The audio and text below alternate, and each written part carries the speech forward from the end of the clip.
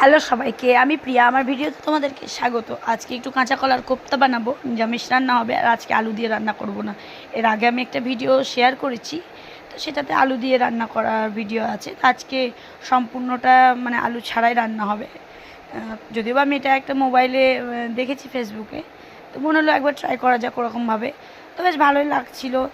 আর আজকে আমি কলা সিদ্ধ করে নিয়ে একটু বেসন, লঙ্কা গুঁড়ো, একটু লঙ্কা কুচি, স্বাদ মতো নুন দিয়ে একটু বড়া ভেজে নিয়ে তারপরে গোটা গরম মশলা ফোড়ন দিয়ে বাটা মশলায় দিয়েছি আদা বাটা, একটু কাজু বাদাম বাটা, আর একটু ধনে জিরে গুঁড়ো দিয়েছি, স্বাদ মতো চিনি, নুন দিয়ে ভালোভাবে কষিয়ে নিয়েছি। আর একটু ফোড়নে তেজপাতাও দিয়েছি, যেটা টুকরো করে কেটে দিয়েছি। আর যেহেতু আমার কাছে আজকে কোনো ক্রিম ছিল না, তাই একটু দুধের সর তুলেও দিয়ে দিয়েছি, তাহলে ক্রিমি ভাবটা আসবে খেতে। তো মশলা কষানো হয়ে গেছে, আমি বড়াগুলোকে দিয়ে একটু নেড়েচে পরিমাণ মতো জল দেবো, কারণ বড়া তো ভেঙে যাবে।